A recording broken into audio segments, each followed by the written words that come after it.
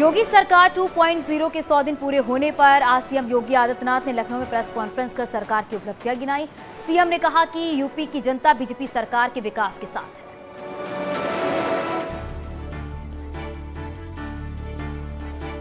योगी सरकार के 100 दिन पूरे होने पर आज सीएम योगी ने अपनी सरकार का रिपोर्ट कार्ड पेश किया। सीएम योगी ने कहा कि सरकार लगातार जनता के हित में फैसले ले रही है।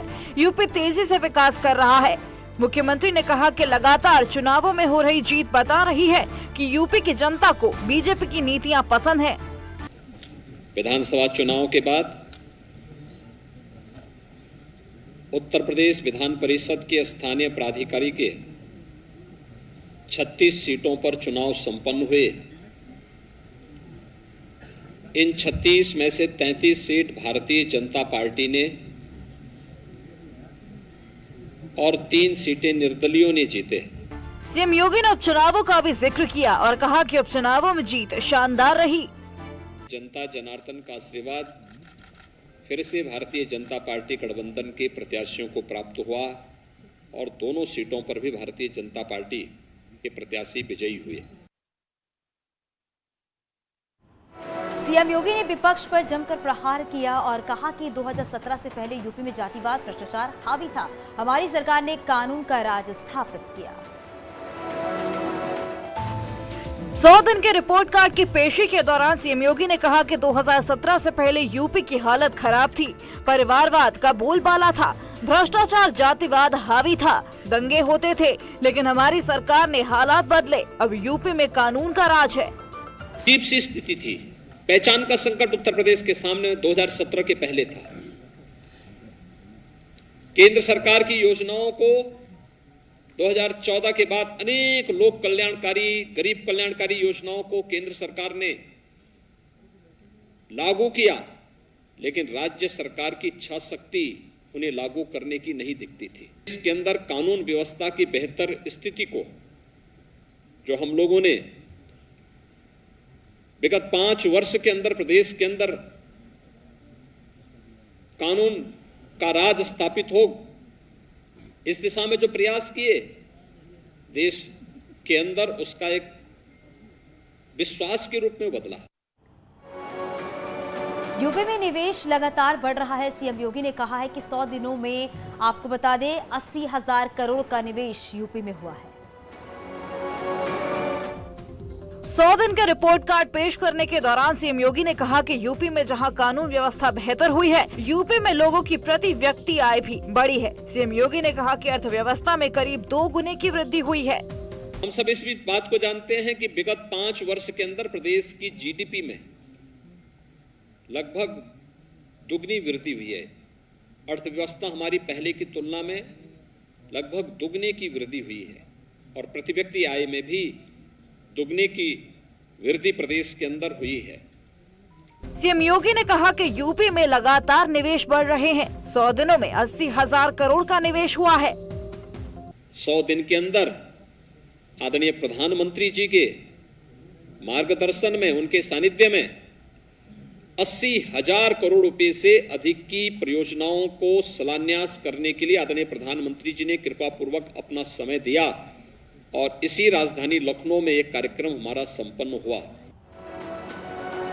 योगी सरकार के 100 दिनों पर विपक्ष ने सरकार पर निशाना साधा है। विपक्ष का कहना है कि सरकार ने कोई भी विकास नहीं किया है, जनता परेशान है। योगी सरकार 2.0 के 100 दिन को लेकर विपक्ष सरकार पर हमलावर है। विपक्ष सरकार को हर मोर्चे पर फेल बता रही है। एसपी का कहना है कि सरकार आंकड़ों की जादूगरी के जरिए लोगों को विकास के सपने दिखा रही है, लेकिन हकीकत ये है कि सरकार ने यूपी में कोई विकास नहीं किया है। यूपी में न नौकरी है, न रोजगार है, महिला सुरक्षा वो नगर नगर तार तार है, गैस सिलेंडर वो 1000 के पार है और भारतीय जनता पार्टी वो केवल आंकड़ों की जादूगरी करना जानती है, आंकड़े पेश करना जानती है। हम योगी सरकार से कहना चाहते हैं कि तुम आसमां की बुलंदी से जल्द वापस आना, हमें जमीन के मसाइल पे बात करनी है। कांग्रेस ने भी सरकार के 100 दिनों के कामकाज को लेकर सवाल उठाए और सरकार को हर मोर्चे पर फेल बताया। 100 दिन का कमाल, उत्तर प्रदेश की जनता पूरी तरह हुई बेहाल। उत्तर प्रदेश की सरकार के 100 दिन पूरे हो रहे हैं। योगी सरकार अपनी पीठ थपथपाने में लगी है। क्या यह सच्चाई नहीं है? 100 दिन में उत्तर प्रदेश का किसान, नौजवान, गांव गरीब पूरी तरह दुखी है, परेशान है, हताश। सहारनपुर में आज बाबा का बुलडोजर जमकर गरजा है और खनन माफिया के मकान को तोड़ा गया है। सहारनपुर में पूर्व एमएलसी और खनन माफिया हाजी इकबाल पर प्रशासन की कार्रवाई लगातार जारी है। हाजी इकबाल के न्यू भगत सिंह कॉलोनी स्थित मकान पर बुलडोजर चला के उसे ध्वस्त किया गया।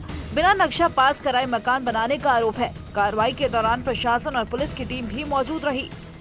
खनन माफिया हाजी इकबाल के मकान के ऊपर ये आलीशान मकान है, उसके ऊपर कार्रवाई की जा रही है। हमारे साथ में एडीएम एफ हैं, उनसे जानते हैं किस प्रकार की कार्रवाई क्यों की जा रही है। खनन माफिया हाजी इकबाल की यहाँ पर कुछ संपत्तियां हैं, 3 मकान हैं। आज इन मकानों में से एक मकान ऐसा है जिसका पूरा नक्शा नहीं पास हुआ है और 2 मकान ऐसे हैं जिनमें जो मानचित्र विकास प्राधिकरण द्वारा स्वीकृत किया गया था वो उससे अतिरिक्त बना लिया गया है। विकास प्राधिकरण ने इनको नोटिस दिया था, सुनवाई का पूरा अवसर दिया था, लेकिन कोई सेटिस्फैक्ट्री जवाब न दिए जाने के कारण सहारनपुर विकास प्राधिकरण द्वारा आज यहाँ पे डिमोलिशन की कार्रवाई की जा रही है। ज्ञानवापी केस में अब 12 जुलाई को वाराणसी कोर्ट में सुनवाई होगी। मुस्लिम पक्ष ने आज दलील पेश की। ज्ञानवापी श्रृंगार गौरी केस में आज सुनवाई हुई। वाराणसी कोर्ट ने मामले की अगली सुनवाई के लिए 12 जुलाई की तारीख तय की है। आज मुस्लिम पक्ष ने कोर्ट में दलील पेश की। मुस्लिम पक्ष ने हिंदू पक्ष की ओर से पेश किए गए 52 में से 51 बिंदुओं पर अपनी दलील पेश कर दी। अब 12 जुलाई को होने वाली सुनवाई के दौरान दोनों पक्षों के वकीलों के बीच झड़प के बाद कोर्ट फैसला सुना सकता है। आज मुस्लिम साइड का ये कहना था कि ये जो केस है ये चलने लायक योग्य नहीं है, इसमें कोई तथ्य नहीं है, विजिबल इनविजिबल डेटीज की बात कही गई है, बीके मुखर्जी के हिंदू लॉ में ऐसा कोई थीम नहीं है, सुप्रीम कोर्ट के जजमेंट से बार्ड है। इन सारी बातों पे उन्होंने बहस रखी है। उनकी बहस मेरे हिसाब से बहुत वेग है और जो रियल इशू है इस केस का, जो उन्होंने ये सारा मुद्दा उठाया था प्लेसेस ऑफ वर्शिप एक्ट का, अभी तक उस पर कोई बहस ही नहीं की गई। 12 जुलाई को आप लोग को मौका मिलेगा। 12 जुलाई को मुस्लिम साइड अपनी बहस करेंगे, उसके बाद मुझे लगता है नेक्स्ट डे से हम अपने आर्गुमेंट शुरू करेंगे। प्रयागराज में शहर कांग्रेस कमेटी के ऑफिस की बिजली कट गई है। वजह है कि बिजली का बिल बकाया होना, साथ ही ऑफिसों का लाखों का किराया भी बाकी है। प्रयागराज में शहर कांग्रेस कमेटी का ऐतिहासिक ऑफिस बंद हो सकता है क्योंकि साल 1991 से ऑफिस का किराया और बिजली बिल जमा नहीं कराया गया है। जब शहर कांग्रेस कमेटी की स्थापना हुई थी तब 400 रुपए महीने किराए पर ऑफिस लिया गया था। समय समय पर शहर कांग्रेस कमेटी के अध्यक्ष बदलते रहे, लेकिन मकान मालिक को किराया नहीं मिला और न ही मकान का किराया बढ़ा। आखिरकार परेशान होकर मकान मालिक ने कोर्ट की शरण ली। कोर्ट ने 2015 में किराया बढ़ाकर 5400 रुपए किया और किराया भुगतान करने का आदेश पारित किया। तो एक बार 50,000 का भुगतान मकान मालिक को किया गया। मौजूदा समय में 3,15,000 ऑफिस का किराया बाकी है। जिला न्यायालय का आदेश है कि 15 जुलाई तक शहर कांग्रेस कमेटी ऑफिस के किराए का भुगतान नहीं किया तो ऑफिस को खाली करना होगा। बिजली काट दी गई, उसके लिए हम लोग अभी बात कल करेंगे और जो भी होगा उसको जमा किया जाएगा। फिर बिल जो है गलत आया है तो उसको पहले हम लोग ठीक करेंगे, उसके बाद फिर उसको जमा किया जाएगा। प्रयागराज में कैंसर से जूझ रहे हर्ष दुबे का हौसला बढ़ाने के लिए पुलिस अधिकारियों ने हर्ष को एक दिन के लिए एडीजी प्रयागराज बनाया। संगम नगरी प्रयागराज के 12 साल के कैंसर पेशेंट हर्ष दुबे एक दिन के लिए एडीजी प्रयागराज बने। हर्ष ने एक वरिष्ठ अधिकारी की तरह आज एडीजी ऑफिस में बैठकर पुलिस व्यवस्था को समझा तो कई डॉक्यूमेंट पर सिग्नेचर किए। एडीजी प्रेम प्रकाश ने बताया कि वो हर्ष का मनोबल बढ़ाने के लिए ऐसा कर रहे हैं। बहुत ही टैलेंटेड है हर्ष दुबे जो आज मेरे साथ यहाँ पर हैं। इनको एक दिन का एडीजी बनाया गया है।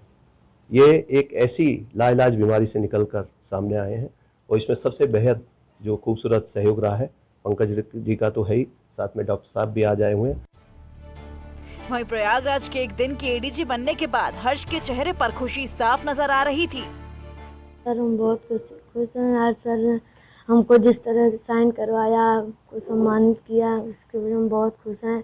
सर से भी मिलकर काफ़ी खुशी हुई, सर का सहयोग रहा, इसीलिए आज हम सर से मिल पाए हैं। पंकज सर भी काफ़ी अच्छे हैं जो हमसे फ़ोन पे बात करते रहते हैं। कानपुर में बजरंग दल के कार्यकर्ताओं ने आरोप लगाया है कि मामूली विवाद में विशेष धर्म के युवक ने पीटा। कानपुर देहात के अकबरपुर कोतवाली क्षेत्र में मामूली सी बात को लेकर बजरंग दल कार्यकर्ता के ऊपर धारदार हथियार से विशेष धर्म के युवक ने जानलेवा हमला कर दिया।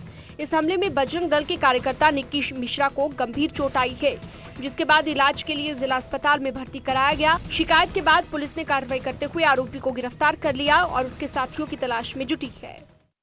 थाना अकबरपुर के अकबरपुर कस्बे में दो युवकों में किसी बात को लेकर विवाद हो गया, जिसमें एक युवक के हाथ में चोट आई है। उस व्यक्ति द्वारा दी गई तहरीर के आधार पर सुसंगत धाराओं में मुकदमा पंजीकृत कर लिया गया है। मुख्य आरोपी को गिरफ्तार कर लिया गया है। अग्रिम विधिक कार्रवाई नियमानुसार की जाएगी।